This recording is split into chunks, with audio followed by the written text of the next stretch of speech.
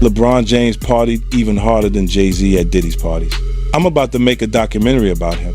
He once said no party compares to Diddy's. Diddy's parties aren't made for regular people. No phones, no cameras, just NDAs and a room full of bodies. If you've ever been to that house on Star Island in Miami, you'd understand. Now picture LeBron walking in over 6'8", the brightest presence in the room.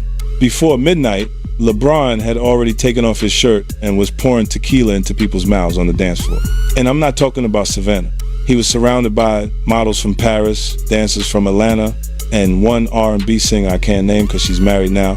By 1 a.m., LeBron was standing on the table and the whole crowd was going wild with him. Every woman at that party had their eyes on LeBron. He wasn't relying on money, it was all about presence. When it comes to letting loose, LeBron makes Jay look like a church volunteer. I will send every single one of these parasites to prison and clean this circle up a bit. The documentary, there's a couple things I'll share with you guys on what I took away from it. But Rob, maybe share the clip on how he got access to some of the footage of the documentary. Is this the one, Rob? Yep. Go for it. How did you get that footage of Diddy? I figured most journalists would not disclose their sources. Does he know y'all have this in the doc? I would doubt he knows. So when this airs, that'll be the first time that his legal team, Diddy, that everybody knows that this footage is now seeing the light of day. Perhaps. Combs' team firing back in a statement to NBC News, saying the Netflix so-called documentary is a shameful hit piece and that they relied on stolen footage that was never authorized for release. His team sending a cease and desist. 50 Cent's new documentary doesn't open with blame, it opens with a challenge. A question that's hovered unanswered for years. How did so much unfold in full view while so little was ever confronted? By revisiting influential figures like Diddy and global icons such as LeBron James, the film reshapes well-known moments, not as random stories, but as fragments of a longer, quieter pattern. What remained unseen wasn't hidden proof, but shared hesitation, unchecked familiarity, calculated silence, and the ease of turning away. And when history is left unexamined, the real question becomes this: what have we been choosing to preserve, and at what cost? All right, gang, what's up? Ain't no party like a Diddy party. Coming in, shout out to the game, man. Appreciate everybody's flood the comments with ain't no party like a Diddy party. That's a statement that LeBron James wish he would have never made, because now that statement is coming to bite LeBron James in the ass. All right, let's get to this headline real quick, gang. I'm finna show y'all. Diddy. No Diddy. It's going down. Watch this game. Let's do some headlines. Since look. Let me let y'all see this real quick. It's right in your face. All you got to do is look at the forest and stop looking at the trees. All right, LeBron James, Lakers is becoming clearer and leaves more questions than answered. LeBron James, he left the NBA suddenly with no answers. He left the NBA suddenly with no answers. All right, so it's headline news. What's really going on? All right, LeBron James is leaving the Los Angeles Lakers. Diddy didn't ascend solely as a performer or executive. He emerged as a powerful gatekeeper of opportunity and culture, shaping who advanced and who waited. His reach moved effortlessly through high-profile events, strategic alliances, and exclusive spaces, where proximity alone carried value and access quietly became its own form of influence. Okay, and this is all in 2024, gang. Look at the dates. You can go and verify this yourself. You can go to Google and Google these same titles. All I did was screenshot them for you all's pleasure. To the game, man. Let me see. Okay, so LeBron, because a lot of people say, is this clickbait? Is this clickbait? Whenever you come on the paper party, Gene, we got paperwork. We got receipts. You will never get clickbait on this channel. All right? Let's keep it moving, guys. All right, more headline news. LeBron James reveals why he stepped away from the Lakers. Whenever you step away from the Lakers, you are leaving the NBA. All right, that's in the title. He's leaving the NBA, so he's definitely stepping away from the Lakers. More headline news. LeBron James just left. In environments like these, association can outweigh formal agreements, and closeness turns into a shield. The issue isn't personal, it's structural. When advancement is controlled by access, silence becomes the unspoken entry fee, and compliance replaces accountability. The deeper question isn't who benefited, but whether a culture built on controlled access can ever truly regulate itself. I'm with Puff, and he's in exotic bookstores, and he's doing shopping, right? He's shopping, getting his stuff and everything like that. So, you know, this is the first time I was ever in an exotic bookstore with Puff. So, you know, I'm giving him his space. He's taking things off the shelves and stuff like that, because they gave him a brown paper bag. When they gave him a brown paper bag, he was just putting stuff in there. So I said, damn, you know, he got to go put it on the counter and, you know, show everybody what he's getting. So as he's going, I'm just looking at the places where he's picking stuff from. So there's one part he picked up some things from up here on my left side. And then he picked like quite a few of them down. I was like, okay. He put them in the bag. So when I went by there and I looked up there and it said butt plugs. And I was like, hey, yo. I was messing with him. Because people don't understand, you know, we was like friends. He was a part of the same gang. So I'm still gonna tease him. I'm still gonna mess with him and everything like that. I could do that. It wasn't just no security thing. So I say, yo, what are you getting this for? And it said butt plugs, and he was like, yo, can I do my shopping by myself? I said, yeah, you could do it by yourself, brother. And he started walking and everything like that. So when he got to, I just waited at the counter. So when he got to the counter, he didn't even have to show the guy nothing. He just gave the guy a wad of money. I mean, like he gave the guy a stack, something like this. And Puff wasn't the dude that carried no 20s and no 50s and nothing like that. And I mean, like, he just said, boom. And we walked out the store. So we had to leave Atlanta and go to North Carolina for a show. You understand? And it was him, this rapper, Sarah, and this other girl. We all got on a Jeep. LeBron James has come to symbolize far more than elite performance, standing at the crossroads of sport, enterprise, and moral authority. His image has been deliberately built on discipline, accountability, and speaking with purpose, which makes his affiliations carry weight equal to his words. When a figure of this stature repeatedly appears within the same rarefied circles, those connections gain symbolic force regardless of intention. This isn't about accusation, but reputational gravity where influence naturally invites scrutiny even without claims. And when leadership is defined by values, the question becomes unavoidable. At what moment does restraint itself begin to shape the narrative? Let's see, not only is he leaving gang, LeBron sold his mansion for $39 million. All right? Now, he leaving social media. He leaving the NBA. Now, he just sold his 39. Now, I'm going to tell y'all something, too. A lot of people may not know this, but LeBron James bulldozed it in order to get another one. So he is getting another mansion, but he sold his mansion. Remember, I have a bachelor's degree in real estate. All right? Whenever you start settling out of real estate, whenever you start leaving your obligations like playing for the NBA, and whenever you leave social media, reason. And I think I know why. Party like a Diddy party, so. Yeah, that's what's up. Yeah. So you know, everybody know ain't no party like a Diddy party. Yo, how authentic was that thing on social media when they had LeBron in the maid outfit? How authentic was that? Did you see that? Archived moments have a way of re-emerging at the worst possible times, not because the footage evolves, but because understanding does. Comments once dismissed as playful or flattering now resurface as markers in a wider re-examination of influence, proximity, and the environments that shaped them, gaining new weight as perspectives sharpen and context finally catches up. People saying it's Photoshop, but I seen different pictures, bro. I done seen like 7 different pictures of him that's made suit.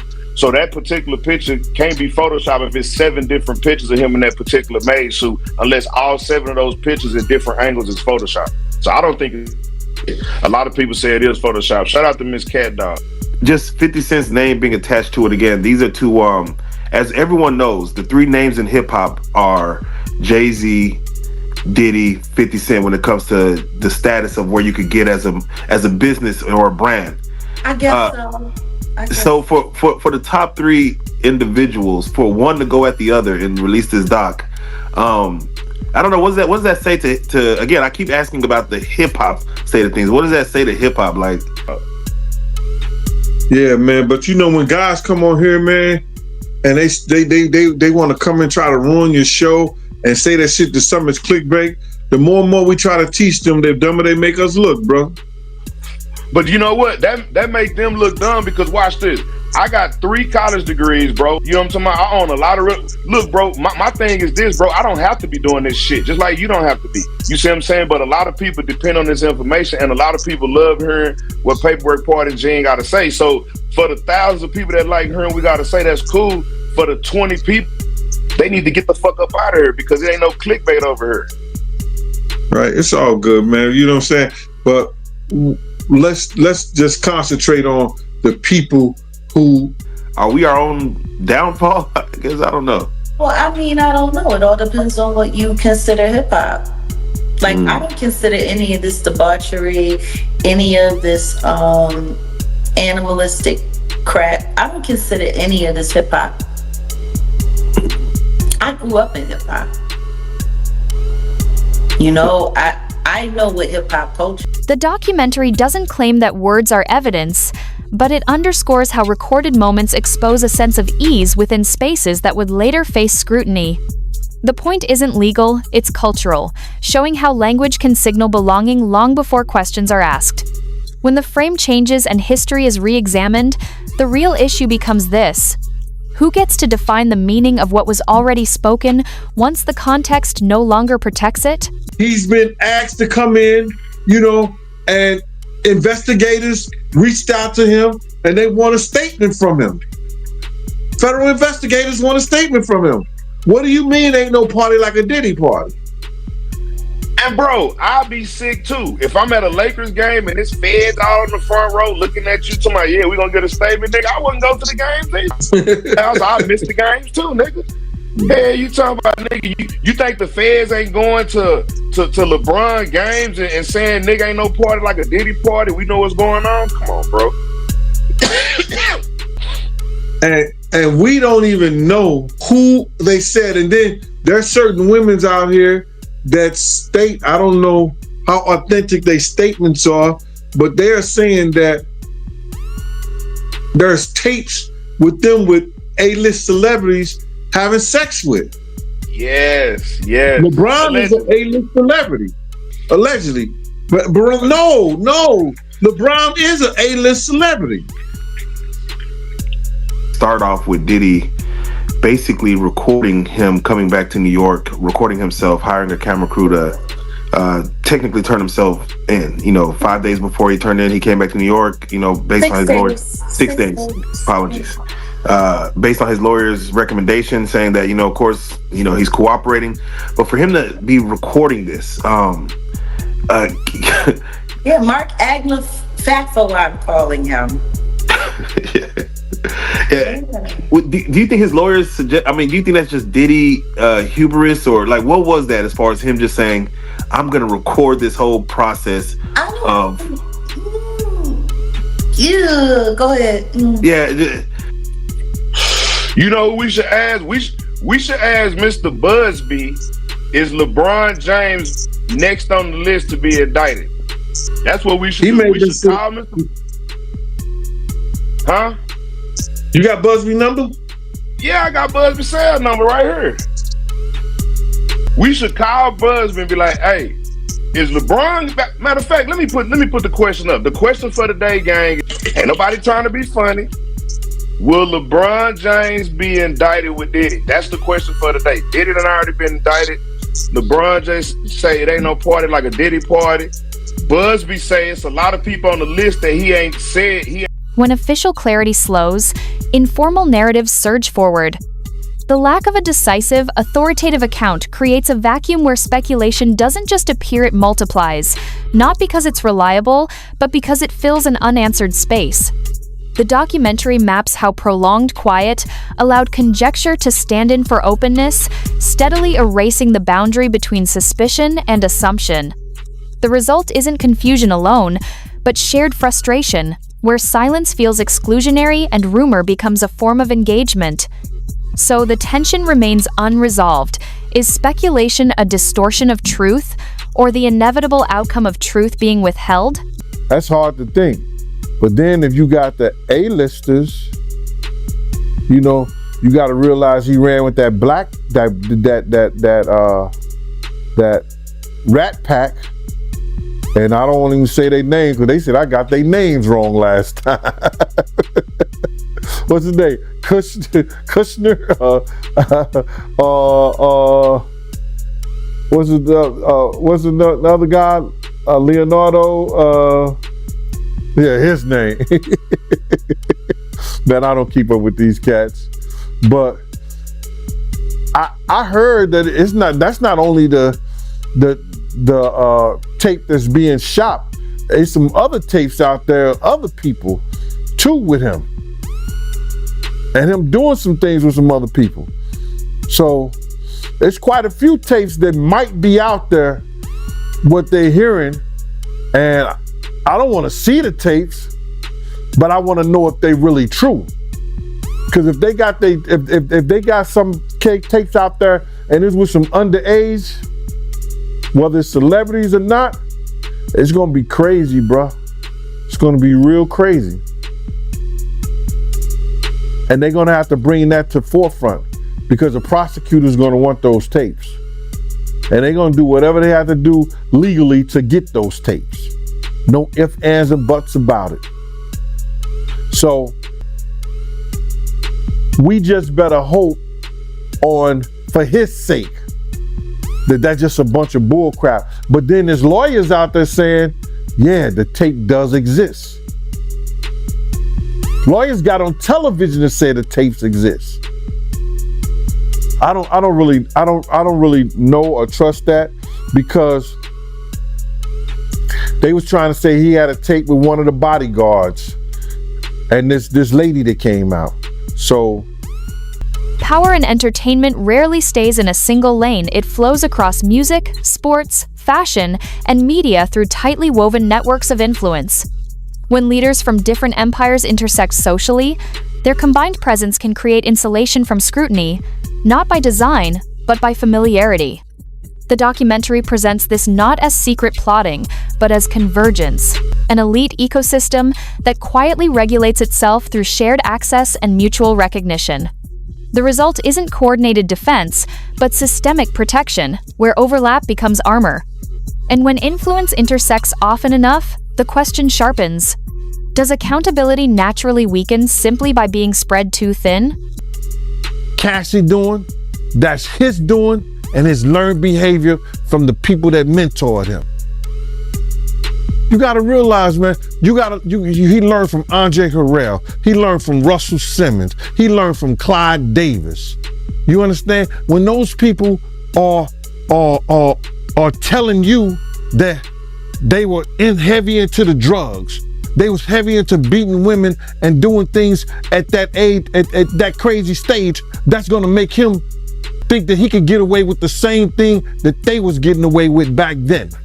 You understand? The things that he was saying, you know, the touchy-feely between two men and all that stuff like that, man. All that, he learned that from them dudes. When I told y'all the story, when me and my man went up to Russell Simmons and he had a house and he had a man in bikini drawers in his bedroom, in his bed. You understand? Bruh, this is that he learned. I'm assuming he learned it from them. Let me put that. And I'm not gonna say alleged because I saw that for my own self. My man was with me, Slick was with me, and we saw that for our own self. You understand what I'm saying? So these are behaviors and things that with drugs and all the stuff that's going on, pills, drinking, it can make this man into a monster, and that's what it did, bruh. It made him into a monster, bro. I personally feel like he got a lot of the things that he did from his mentor, and then he probably did it to the 10th power. You understand? Russell Simmons admitted that he was a drug abuser. You understand? Russell Simmons meet that he used to put his hands on women. So it's a learned behavior, bruh. Some of that stuff may be in him through his childhood. Through his childhood, he may have some of that things in him, but a lot of things that he was doing was a learned behavior, bruh. You just don't just turn it in a matter of years the way he was doing people, man. You understand? Check this out, bruh. The idea that private settings may have been widely recorded introduces a far more serious issue than shock value it points to control. History shows that those who hold records often hold influence, whether or not it's ever used, and even the belief that such material exists can shift behavior, encouraging restraint through uncertainty alone. This dynamic reshapes power, where the possibility of exposure becomes leverage and silence feels safer than resistance. The implications cut deep, raising ethical and legal questions about autonomy, pressure, and unspoken fear. And when authority is strengthened by what could be revealed, the final question becomes unavoidable. Is quiet still a choice, or has it been conditioned? So my whole thing about it is that there was something in that other than baby oil. That's why they took all the bottles. And 9 times out of 10, if I would give it a wild guess, it was, and like some of the people told me, it was probably that GHB. What's that? I think it's gamma hydrox.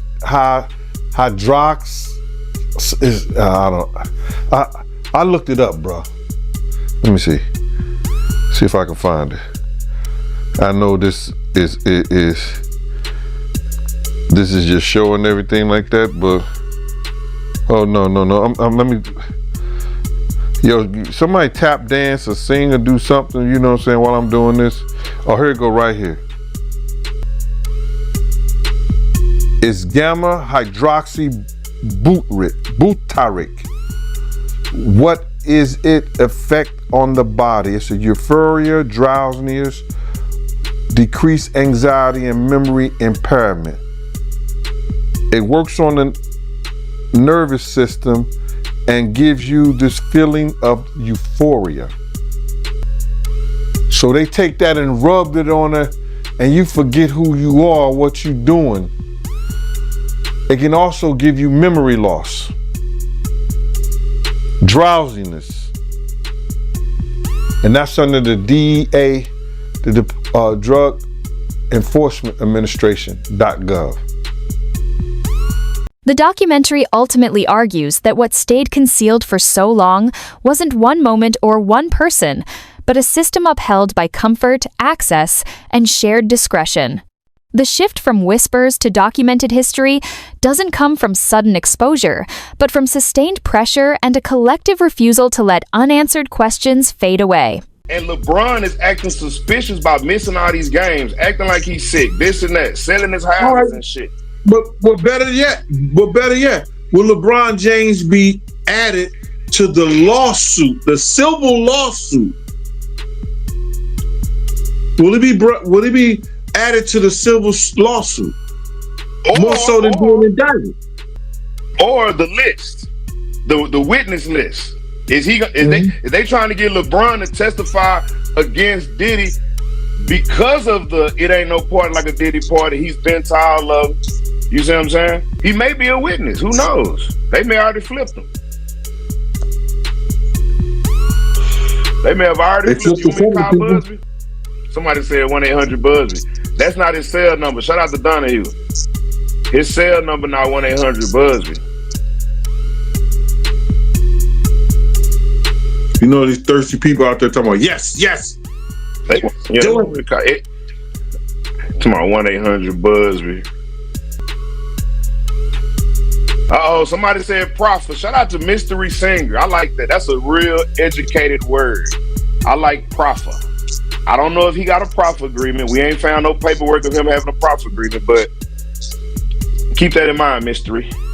Yeah, the U.S. attorneys have to do that. Give him a profit agreement. Yeah, keep that in mind because he damn sure selling property. I know he don't need no money. You only sell shit when you need money. Mm-hmm. He sold. Look, I didn't show you this one right here. He sold the one in Miami too for $18.5 million, bro. He done sold 2 cribs in 2 years. He sold the one in Miami for $18.5 million, and he sold the one in California for $39 million, bro. And he's sick. He's missing all these games and shit. You know what I'm saying?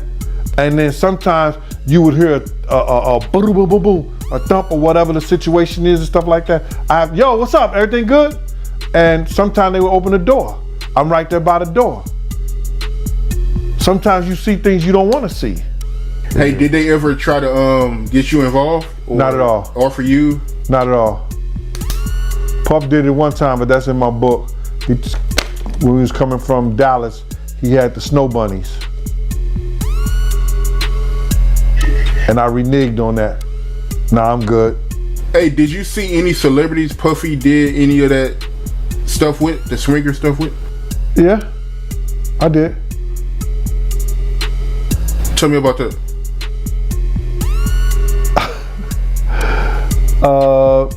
I think I told you about that. One time, him and him, Sarah, and this young girl flew from Atlanta. And they, and flying from Atlanta, we had this artist with us, right? And we were staying in the presidential suite at the hotel. And this particular artist and Puff, they told me, don't let nobody come in the room. So I said, all right, cool. So I propped my chair by the room door while they went in. So this artist's cousin knocked on the door. So I went to him and I let him in because I knew him, I see his face and everything. I've seen his face several times before. He said, yo, I gotta speak to my cousin. And I said to him, well, they busy right now, man. And they told me don't let nobody come in the room. He said, yo, I'm going in the room to get my cousin out. And I said, bruh, you ain't going in the room, get your cousin out. They told me nobody could go in the room. So he said, I don't care who you are, what you doing like that. I'm going to get my cousin. He went to go and try to open the room. I grabbed his ass, joked him up, and slammed him on the piano. And the next thing you know, Puff and this artist run out the room naked. And so then I see the artist trying to grab a towel. Puff didn't give a shit. And the artist like, yo, what's wrong? What's going on? What's going on? He's like, yo, G, that's my cousin. And I was like, yo, my man, he was trying to get in the room and y'all told me don't let nobody else come in, let nobody come in this room. Jesus Christ gonna have to come take the Puff. No, Jesus gonna have to take the air out my body if anybody coming in that room. And Puff just looked at the artist and the artist said, you ain't wanna come up in there? The tension is left intentionally unsettled because accountability at the highest levels almost never arrives neatly or on schedule. In spaces where understanding is shared but rarely stated, responsibility becomes diffuse and delay feels justified. When awareness exists without acknowledgement, the burden doesn't disappear, it lingers, waiting for someone to claim the courage to give it a name.